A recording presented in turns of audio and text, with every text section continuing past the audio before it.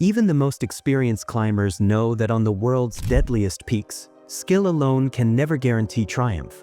What happens when knowledge, expertise, and preparation collide with a force of nature that refuses to yield? This is the story of Klara Kolouchova, a mountaineering legend, whose final moments on Nanga Parbat remind us that sometimes even the best aren't spared by the mountain. If you're passionate about real-life tragedy stories and survival at the edge of human endurance, subscribe to our channel, Epic Tragedies, for more gripping accounts of adventure and resilience. Klara Kolouchova, a trailblazer in the death zone. Klara Kolouchova's journey into the extremes of our planet is a story that pulses with courage, resilience, and the immeasurable challenge of human aspiration against nature's deadliest forces. Born on September 6, 1978, in Prague, she broke free from the constraints of convention, driven by a passion ignited in her youth for the world's highest peaks. Her name became synonymous with trailblazing firsts: the first Czech woman to summit Mount Everest in 2007, K2 in 2019, and Kangchenjunga the same year, a rare trifecta in the world of high-altitude mountaineering. Klara's approach to climbing was deeply methodical and respectful. She believed preparation was its own form of reverence for the mountains and her teammates, and she applied relentless discipline to her gear checks, route planning, and acclimatization strategies. By 2025, she had stood atop 5 of the world's 8,000-meter giants: Everest, K2, Kangchenjunga, Cho-Oyu, and Annapurna I, plus North America's Denali and Europe's Elbrus. But in her own words, the challenge is the thing, not the finish line. Her final goal: to conquer Nanga Parbat, the infamous killer mountain standing sentinel above the clouds of Pakistan at 8,126 meters. Nanga Parbat, the killer mountain.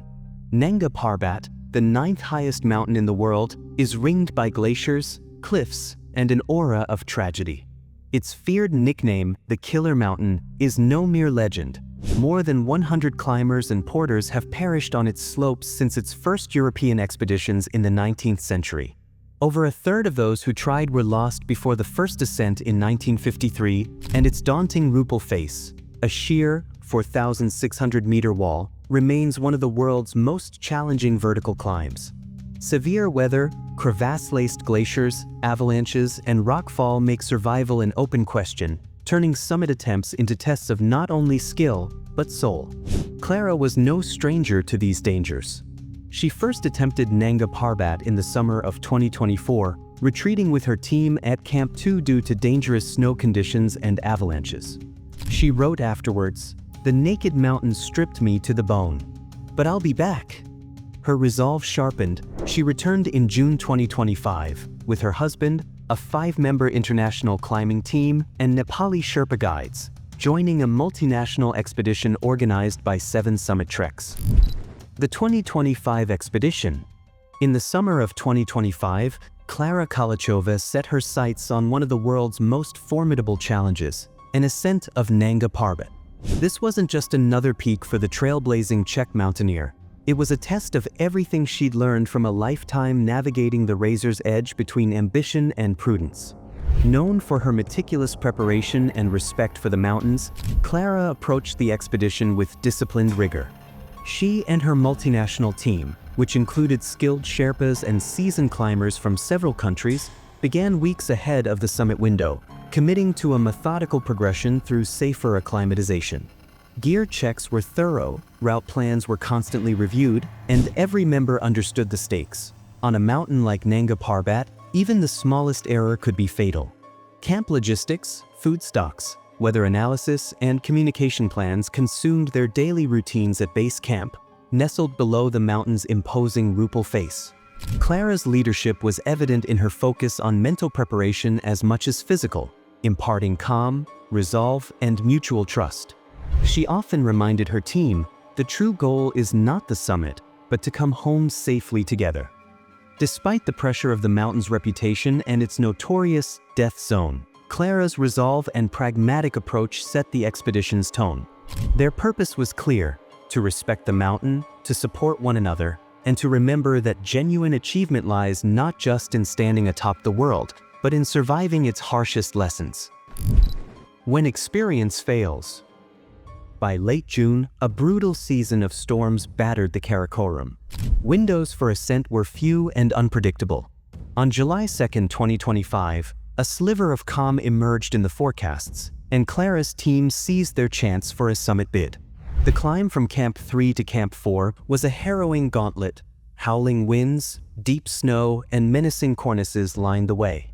That night, Klára and her Sherpa, Teraman Tamong, moved steadily upward, their headlamps pinpricks against the mountain's vast darkness.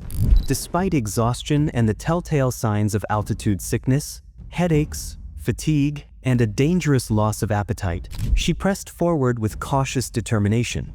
By the time the team reached Camp 4 in the pre-dawn hours of July 3rd, it became clear that the mountain's notorious conditions were taking a toll. Klára, always acutely aware of the risks, assessed her physical state as her companions huddled in the shelter of windswept tents.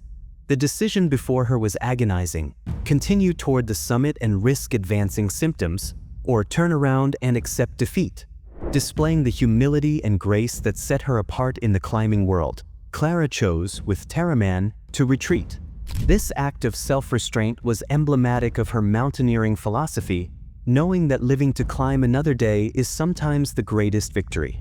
But as dawn broke that same day during their descent above Camp 2, tragedy struck. On a treacherous rocky section, Klára slipped, her fall sudden and swift. Witness reports and rescue accounts would later confirm that the fall was devastatingly final. Klára perished instantly, her body coming to rest on the mountain's unforgiving slopes. Aftermath of Klara Kolouchova's tragedy. News of Klára Kolouchova's death reverberated across the global mountaineering community, sending shockwaves through professional and amateur circles alike. Within hours, tributes poured in from every continent: fellow climbers, sports federations, and families of those who'd lost friends on the world's highest peaks. Back at base camp, emergency rescue efforts were launched immediately. Fellow expediters and Pakistani authorities risked their own safety to attempt recovery, braving avalanche-prone slopes and volatile weather. The harrowing search, with no guarantee of success in such a hostile environment, underscored the ever-present danger climbers accept on these high-stakes expeditions. In Prague and across the Czech Republic, public vigils were held in memory of their pioneering daughter. The Alpine Club held a moment of silence, and the Ministry of Foreign Affairs coordinated with local authorities to support the rescue and recovery efforts. International mountaineering bodies used the incident to renew calls for even stricter safety standards and deeper respect for the mountain's lethal unpredictability. Simultaneously, social channels, climbing journals, and adventure news sites circulated not just news of tragedy, but also memories, vivid stories of Klára's humor, her strict discipline, and her unwavering encouragement for women in outdoor pursuits. Legacy and reflection. Klára Kolouchova's legacy transcends records, medals, and summit photographs. She is remembered as a mountaineer who combined thrilling audacity with measured respect, a combination that won her admiration far beyond the Czech border. Her philosophy, that preparation and humility are as vital as courage, changed the mindset of countless aspiring climbers who saw her as a mentor, not just a hero. She was, to many, proof that determination and skill can open doors once locked to women, and that the path to true greatness is never merely about reaching the highest point. It's about how you climb, whom you climb with, and which lessons you bring back. In her own words, the real victory is coming home. Klára's tragic end on Nanga Parbat will forever frame conversations about high-altitude risk, but it will not be the sole story. Her life continues to inspire, through documentaries, interviews, and new generations of adventurers who adopt her standard of honor, community, and preparedness. Her last ascent offers a powerful lesson to all who dream of the summits. Mountains demand humility, the courage to turn back, and the wisdom to know when even the best are not spared by fate. If Klára's journey resonated with you, consider exploring our feature on the 6 tragic disasters on Everest for more unforgettable tales of human endurance and the stark realities of high-altitude climbing. We'd love to hear your reflections. What lessons did Klára's story leave you with? Share your thoughts in the comments below. And don't forget to subscribe to Epic Tragedies for more powerful true stories of adventure, resilience, and the incredible strength of the human spirit.